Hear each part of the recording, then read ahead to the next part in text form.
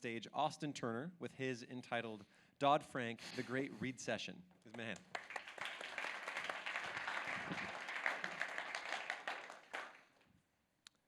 It's a typical Sunday afternoon. As you're cruising the aisles of H-E-B, you stop for a sample of some irresistible chocolate-covered strawberries. You pick up a case of them, then head to the checkout lines, crowded with families. All of a sudden, an elderly man ahead of you in line collapses like a house of cards. You rush to his side and immediately notice his clenched fists. He's conscious, but as the crowd gathers, his condition quickly deteriorates.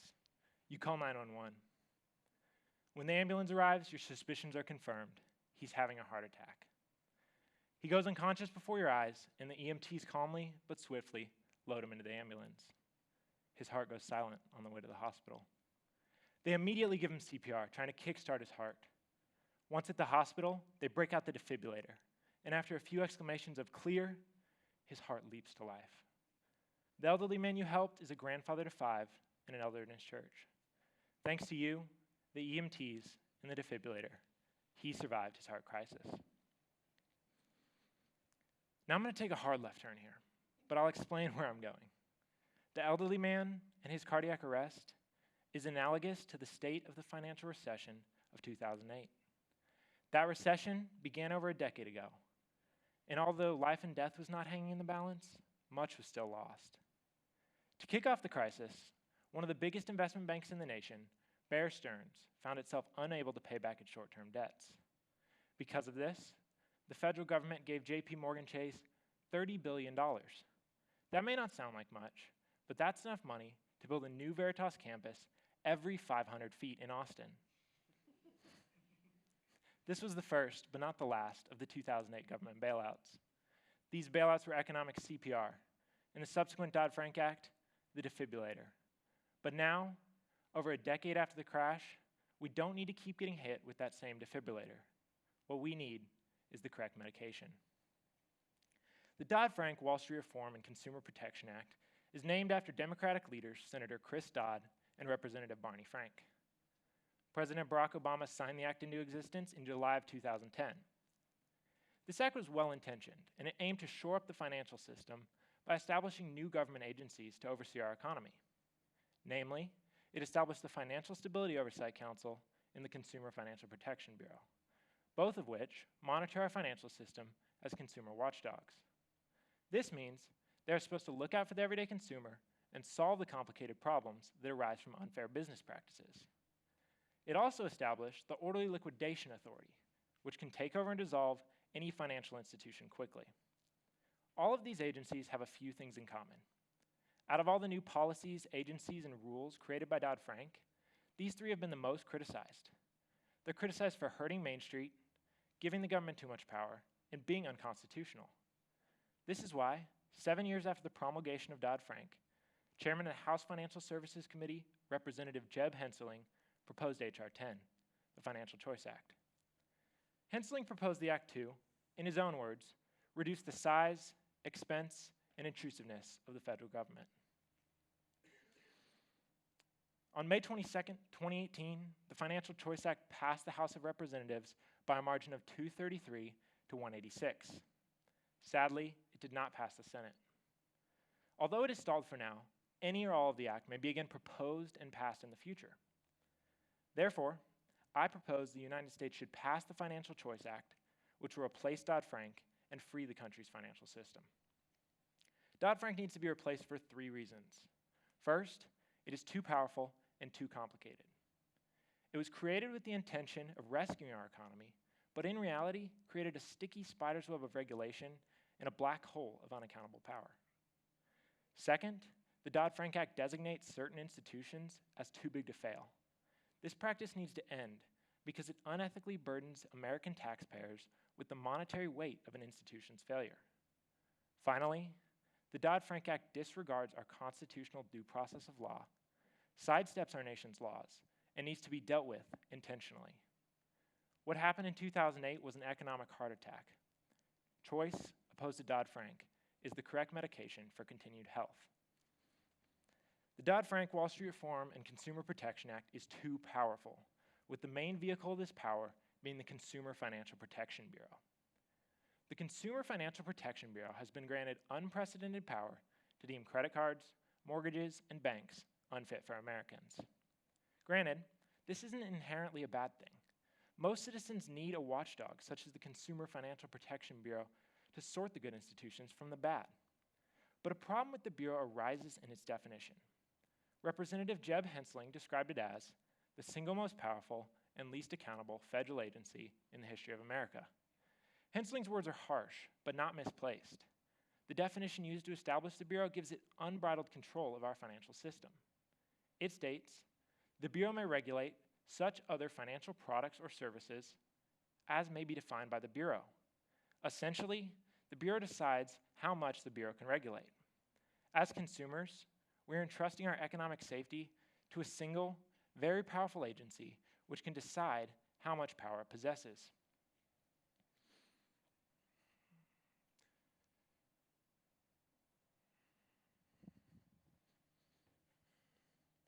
The Choice Act seeks to rid us of the Bureau's unprecedented levels of control and unaccountable style of governance. Choice will drastically reshape the Consumer Financial Protection Bureau by making the director more accountable to the President and Congress. It gives the President the ability to fire the director and gives Congress the responsibility of funding the Bureau rather than the Federal Reserve. This will refocus the Bureau to a position as an accountable consumer watchdog. The Dodd-Frank Act enshrines too big to fail into law and lays the framework for future bailouts funded by you. Under the Dodd-Frank Act, the Financial Stability Oversight Council is able to designate certain institutions as too big to fail. After they receive this designation, these institutions are subject to even more regulation, capital requirements, and scrutiny. The good part about this is that our biggest and most important institutions are being closely monitored to prevent any catastrophic problems. But when the Financial Stability Oversight Council designates an institution as too big to fail, this places taxpayers on the hook for the institution's actions. In 2008, when the government paid out over $700 billion in taxpayer-funded bailouts to these institutions,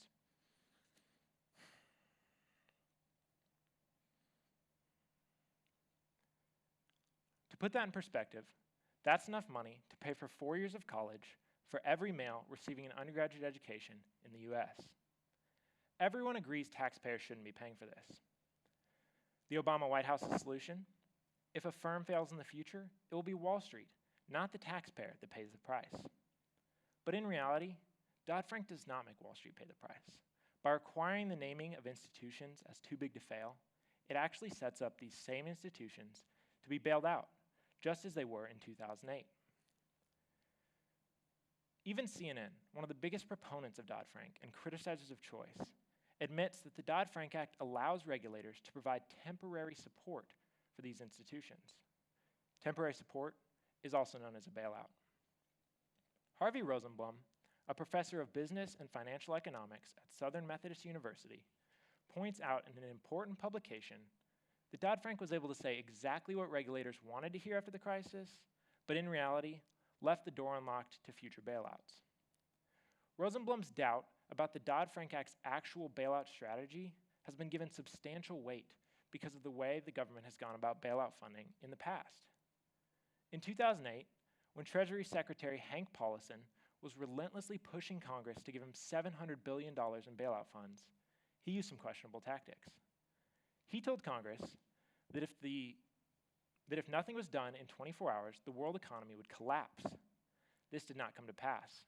Then, when Congress would still not give him the $700 billion because it was headed straight to the big banks, he hastily threw together a proposition stating that the money would go to foreclosure prevention for everyday Americans. Congress rarely passed his bill, but within a few days of its passage, Paulson decided to scrap it. Instead, the Himalayan-sized mountain of cash Congress had given him went to the big banks. Immediate outrage followed from both sides of the aisle, but nothing could be done in the short term, and most of the money was dispersed to the big banks. This shows that the government doesn't always stick to the plan, and in a time of crisis, they have lied to get bailouts passed.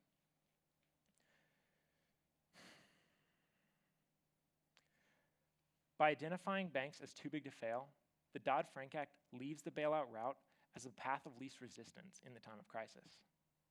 What the Financial Choice Act proposes is a new subchapter of Chapter 11 Bankruptcy Code tailored to the possible failure of these too-big-to-fail institutions. Instead of identifying the institutions as too big to fail and leaving the door unlocked to bailouts, it creates a way for these institutions to fail without the intervention of taxpayer funding. This will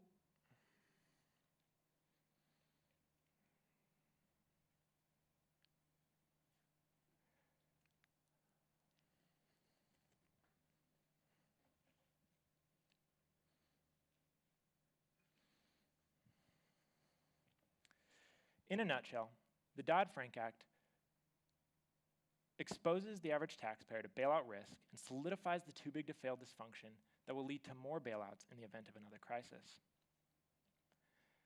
The Financial Choice Act, on the other hand, stops Washington from using your money to pay these big banks.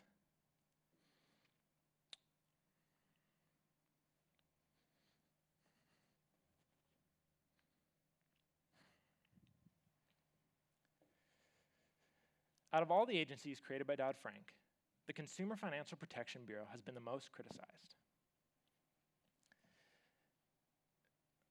Earlier, I discussed its unaccountable vortex of power and what Choice intends to do to change it. But the Consumer Financial Protection Bureau is not the only Dodd-Frank agency to come under fire. The Orderly Liquidation Authority has also been criticized as being unconstitutional. Liquidation, when it comes to finance and economics, is the process of bringing a business to its end and distributing its assets to those who have claims on them. The Orderly Liquidation Authority is meant to provide a quick and decisive way to seize and liquidate a complex financial institution. Professors at Yale, UCLA, and Columbia have all determined the Orderly Liquidation Authority as unconstitutional. The Due Process Clause, appearing in the 5th and 14th Amendments to the Constitution, stipulates that all levels of American government will operate within the law and provide fair proceedings. Although the Orderly Liquidation Authority provides a quick response in a time of crisis, it does not provide enough time for fair proceedings to take place. Under the current system, courts have 24 hours to review a liquidation case, but if the liquidation case has not been disallowed within the 24-hour time limit, it is automatically granted, after which there can be no legal recourse from the company or anyone with money invested in them. This is in conflict with the Due Process Clause because it is simply too quick to provide fair proceedings. Think about the time that it would take to decide whether or not to get rid of a company. It's a lengthy and rigorous process and should not be crammed into a 24-hour timeline. This is why Title I, Subtitle A of the Financial Choice Act repeals the Orderly Liquidation Authority to protect the American process of law.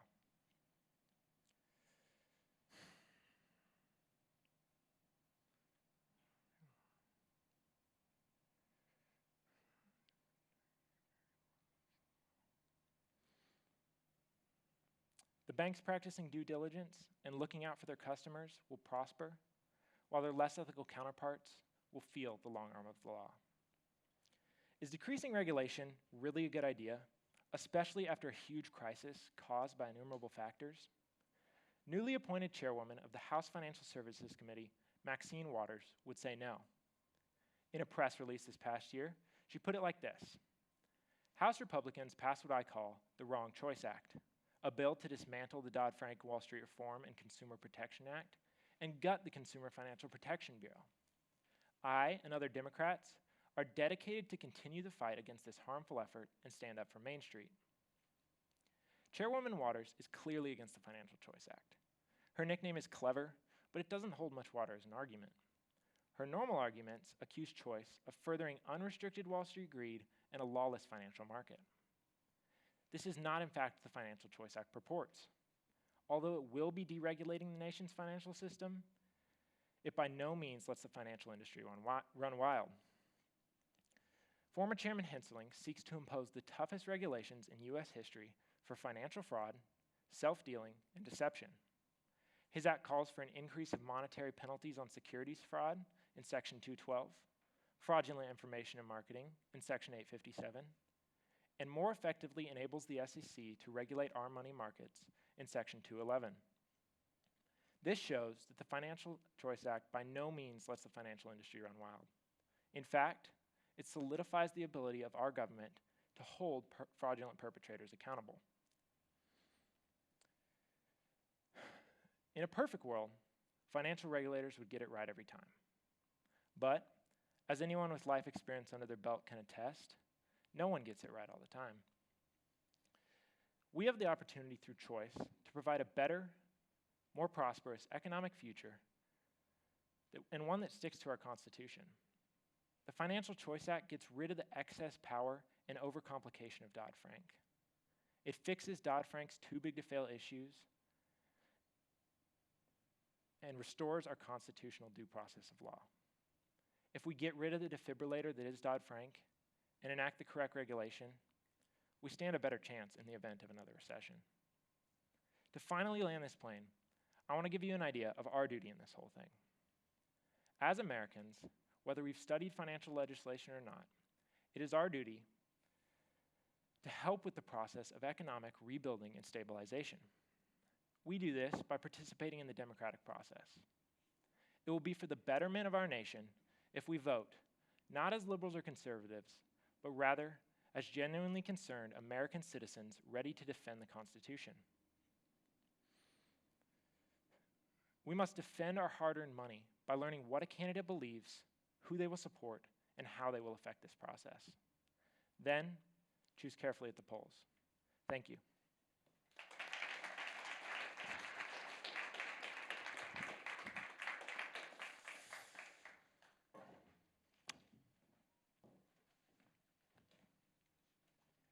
Thank you. All right. On Austin's panel, we have Jimmy Mansour, who is an entrepreneur. He was a founder and board member of National Telecom, Grand Communications, and CS Identity, to name a few of his current and past efforts. He graduated summa cum laude from Millsap College with a BA in accounting, and then acquired a JD from Tulane University. We also have returning Norman Furley, who is the Director of Investor Relations at Baines Creek Capital, an Austin-based hedge fund. He also serves at Veritas as an 8th grade boys discipleship teacher. He is a husband, a father of 4 sons, and a follower of Jesus Christ. We also have Jeanette Cantwell, who is his advisor. She is a licensed professional counselor with a specialization in student affairs. She previously served as the Director of Undergraduate Advising for the University of Texas at Dallas. She's in her 5th year serving at Veritas as the academic and college advisor for the House of Francis and Mueller. Whoop whoop. She's the parent of Veritas alumni Travis and Veritas Jr., Megan. She likes to garden, and when not landlocked in Austin, scuba diving, sailing, and whitewater rafting as well. We also have Graham Donaldson, who thought Dodd-Frank was Anne Frank's less literary talented brother and, a little less diligent about keeping a diary, but man, he did some really impressive interpretive dance. So, in front of you, you have a paddle. If you show me the white side, it means new question. Red side means follow-up question, and you get priority. The floor is open.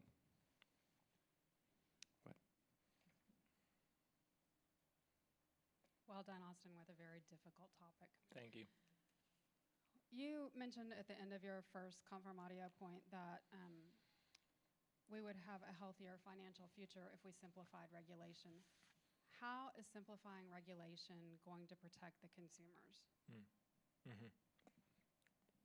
So, usually when people think of simplifying regulation, getting rid of it, it's looked at as a bad thing, maybe an inside job from the government to make more money or something like that. What I'm proposing through the Financial Choice Act is a few big points that they're taking, or a few big recalls on some of the Dodd-Frank legislation. It is not overhauling the entire thing and destroying it, as is commonly put out there in the media. So what happens under choice if a 2008 situation goes down? Choice maintains a lot of the regulations under Dodd-Frank, a lot of the good ones, and it gets rid of some of the bad ones, which I named, too big to fail, orderly liquidation authority, etc. So choice maintains regulations such as stress test, capital requirements, bank reviews. All of these things are good things that will prevent a crisis. When it comes to the stress test and capital requirements, there was a study done, have it right here. There was a study done by the International Monetary Fund And they concluded that if banks would have held a 15% capital ratio, so that's how much money they actually have on hand versus how much they have in investments, if they would have kept that on hand, we wouldn't have needed a bailout or a capital infusion into our system. So the Choice Act and the Dodd-Frank Act put that level at 10%. Another good part about decreasing regulation, Dodd-Frank's 2,300 pages, as I mentioned. That's pretty complicated.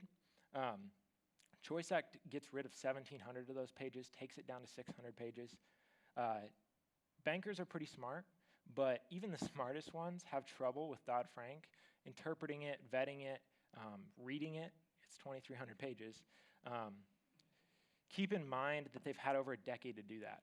So in a decade, they've had a lot of time to review it, and it's still very hard to wrap your mind around. So I'm asking for simple, practical controls. Bankers can understand, regulators can enforce. This will make our financial future more efficient and more recession-proof. Just to follow up to that, first of all, Austin, great job. Thank you. So regulations kind of have a PR problem. Whenever Right. they're designed to stop things, and whenever they stop something, it's an obvious thing. The thing that they're stopping, if somebody wants to do that thing, they can't. This is an impediment. We rarely, if ever, know when a regulation has stopped a big bad thing from happening, because we don't have the big bad thing. So we repealed Glass-Steagall, and then one train of thought says that that allowed banks to get really big, and then you have the 2008 problem. I guess my fear is if we repeal Dodd-Frank, are we not setting ourselves up for the unknown thing we have been avoiding all this time to actually be able to grow? Thoughts on this? So, well, real quick, would you mind rephrasing that last little bit? Yeah. So if we get rid of Dodd-Frank, are we not setting ourselves up to create a monster that we didn't know exists, that Dodd-Frank is currently holding back? Okay.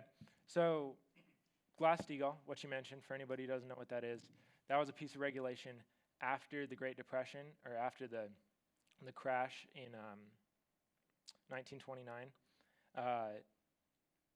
Dodd-Frank is similar to that because it's a huge piece of financial legislation. It's actually the biggest ever. When they repealed Glass-Steagall, they actually got rid of all of it. It was a repealed. So they peeled it back. Banks were now allowed to grow. As I answered her question, that's not exactly what we're doing. So I hear the concerns, and I've found that in my research, that there's a concern that we might, send ourselves into another economic recession if we repeal the Dodd-Frank Act.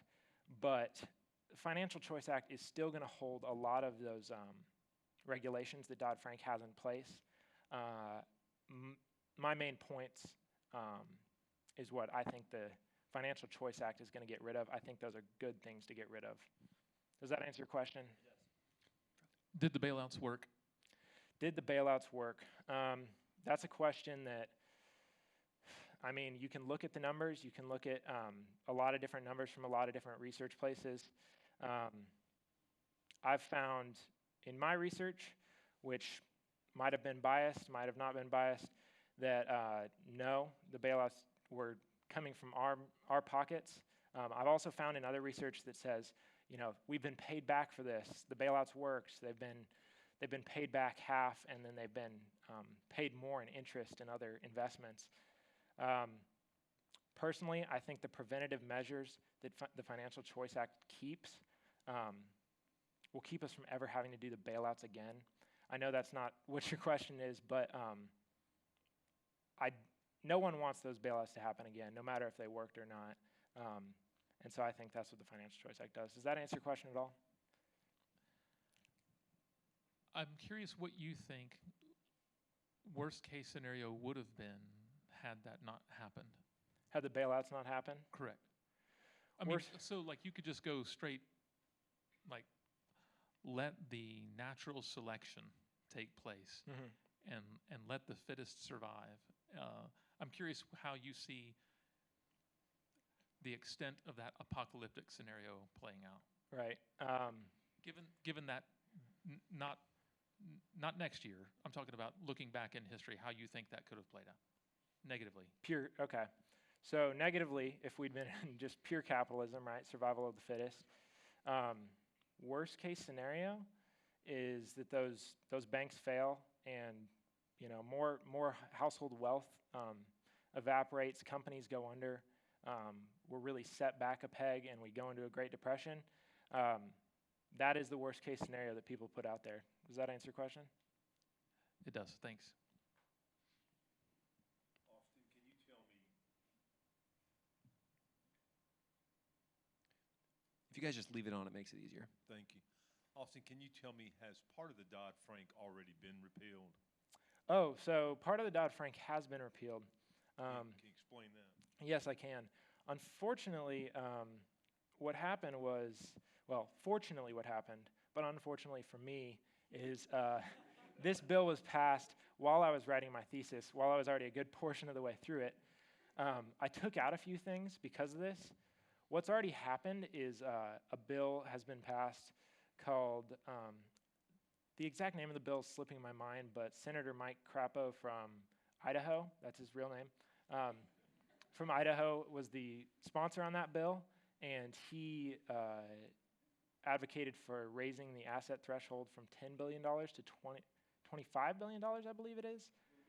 $250 billion. That's what it is. So they did that because they wanted to free up small banks from a lot of these big regulations that I'm arguing for. I believe it was a success, and I wish I had maybe procrastinated my thesis a little longer. Thank you. That is correct. And second question I have, Austin, is do you know actually what caused the 2008 financial crisis? I do. So, well, there were a lot of factors that went into it. A lot of people blamed different things. The housing market is probably the biggest cause. There was a lot of fraudulent mortgage brokering going on. It's really complicated, and I'm trying to simplify it down in my head right now. There's something called asset-backed securities and mortgage. Mortgage-backed securities, mortgage-backed. There were something called CDOs, which were these big collaborations of mortgages, and a lot of people believed they were really trustworthy, really solid. Like the people who are paying these mortgages are going to keep paying their mortgages. These are good investments, but in reality, people were kind of fudging these numbers. And so AAA, which was the highest rated mortgages, there were lower, like B-level mortgages being called AAAs. And this created a big bubble, ended up in the financial crisis. Does that answer your question? It does. It's very good. Thank you. So, okay, you're talking about this, the CFPB, Consumer Finance Protection Bureau, saying that we should get rid of it. Do they have any wins under their belt? Do you have any history on any of their, in the 10 years or however long they've existed, the kinds of decisions that they've made? Of course. So the Consumer Financial Protection Bureau, some of their wins, well, they've actually levied $12 billion in fines against banks, credit unions, other financial or non-bank financial institutions. I believe one of their big wins was this past year. It was against Wells Fargo, who was creating extra accounts so that their shareholders would think they were doing a lot better than they were, and a few other really shady things. But the Consumer Financial Protection Bureau caught them in this and punished them for it. That was a good thing they did. My main beef with the Consumer Financial Protection Bureau was that the definition used to establish it pretty much lets them do whatever they want. If they want to do something else, if they want to regulate something else, all they got to do is say it. So. What, if any, limitations does the Consumer Protection Financial Bureau have under Dodd-Frank currently? So the Consumer Financial Protection Bureau, they're in charge of regulating mortgages, credit cards, payday lenders, debt collectors, other stuff like that. The other institution I mentioned was the Financial Stability Oversight Council. They're the one who's in charge of bank bailouts. They're in charge of the bigger stuff. Consumer Financial Protection Bureau is in charge of guess, the underworld, if you'd say. Yeah. And to follow up that, has there been any, you mentioned the accountability issue and the unfettered power that the CFPB has. Since its passage and creation, has there been any legal modifications of that power?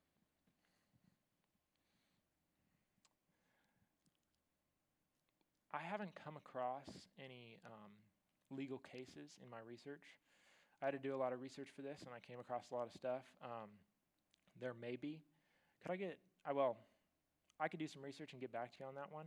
How about that? That would be great. Alrighty.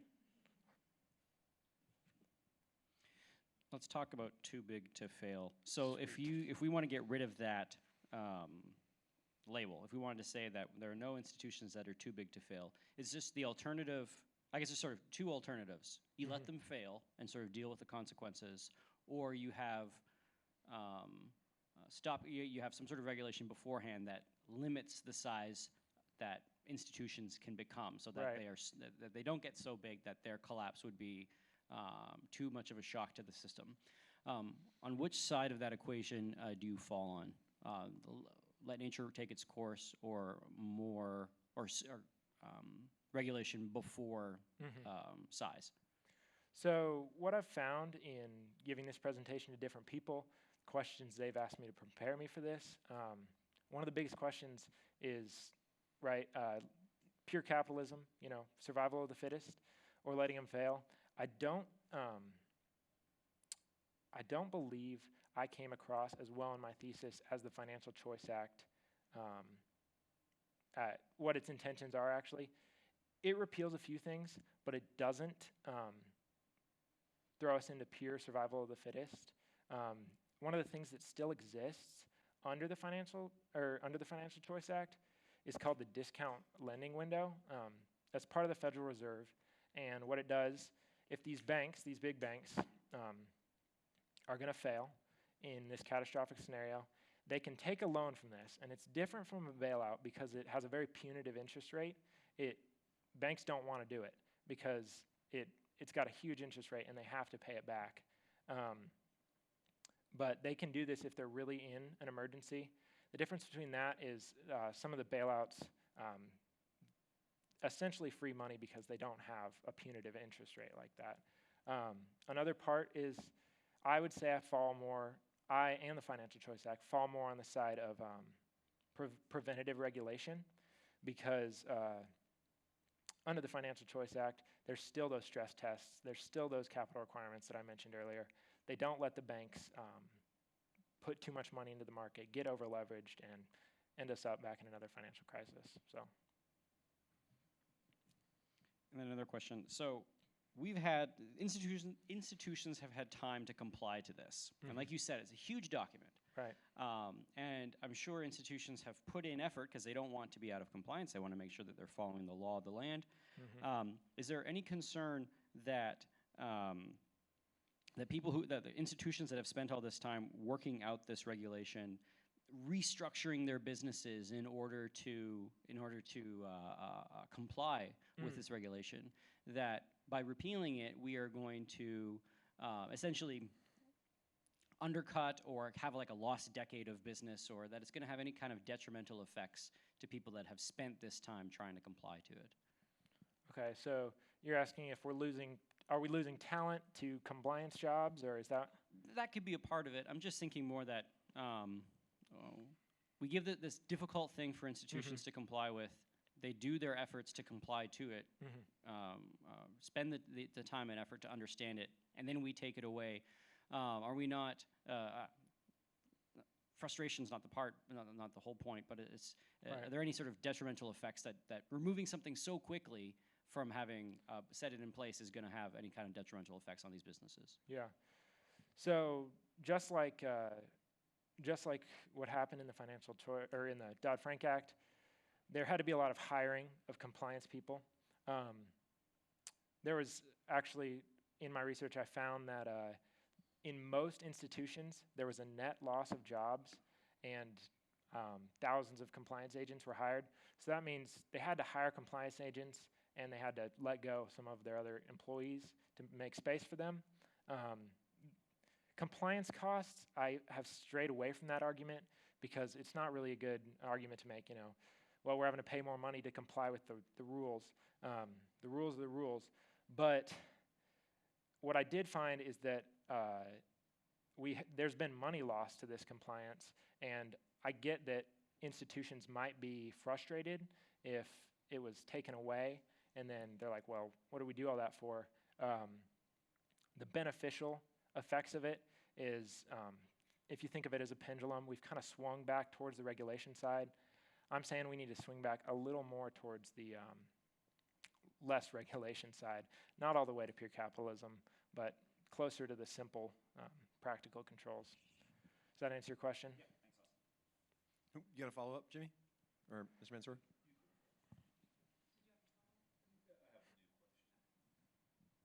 Austin, what are the tax dollar implications under choice versus Dodd-Frank? So the tax dollar implications of these two, I have it right here actually. Dodd-Frank, its total cost on American companies and taxpayers, well, this is what they've recorded in the study, was $36 billion. They also recorded that it took over 73 million hours of paperwork. If you can imagine, that's like watching Frozen with your kids 40 million times. So it's a lot of hours, a lot of money. Under the Financial Choice Act, according to a study done by the Heritage Foundation, if the Financial Choice Act passes, it's going to be putting, in 2 years, it'll be putting 1% back in our pockets, 1% annual income growth for everyday Americans. So the mean annual income, or the median annual income for an American is around $60,000. If you take that 1%, it's only about $600-700, but that's $600 to $700 a year that's going back into your pocket. So those are the tax law implications. Austin, I want to step back from Dodd-Frank just for a minute. Okay. I know you're getting ready to go to college, and this is something you're probably going to have to deal with, and your generation will have to deal with. Mm-hmm. But as we look at government regulation, and we consider capitalism, and we consider what's now being talked about more and more, socialism, Mm-hmm. how do you look at the two theories, since Adam Smith and going now into Mm-hmm. what we're seeing is this creeping socialism? How do you look at that, and how do you reconcile your viewpoints between the two theories? Very good question. Well, this is very pertinent with the election coming up here in 2020. There are candidates openly advocating socialism now, as you pointed out. The idea that America is capitalist is kind of something that's we've seen through history, through the 19th century, or through the 20th century. Everyone's, capitalism. You had the Gilded Age where there was a lot of corruption, and then we've had financial breakdowns like this and like the Great Recession back in 1929. I would say personally, if you were to put me on a scale, over here's socialism, over here's capitalism, I'm 3/4 of the way over to capitalism. I'm not advocating, pure capitalism, no regulation, but I definitely lean more towards the capitalism side of things. Thank you, Austin. Good job.